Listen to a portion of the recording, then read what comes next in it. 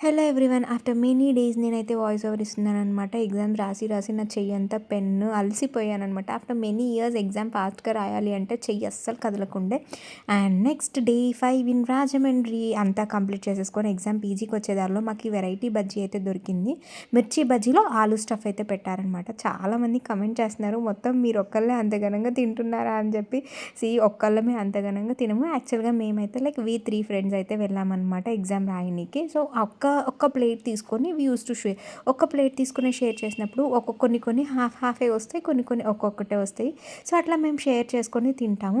And also like ఇంత junk food ఎందుకు తింటున్నారు అని అయితే అనుకోవచ్చు. యాక్చువల్గా ఇలాంటి ఐటమ్స్ మాకు ఎక్కడా కూడా బెంగళూరులో అయితే దొరకవు.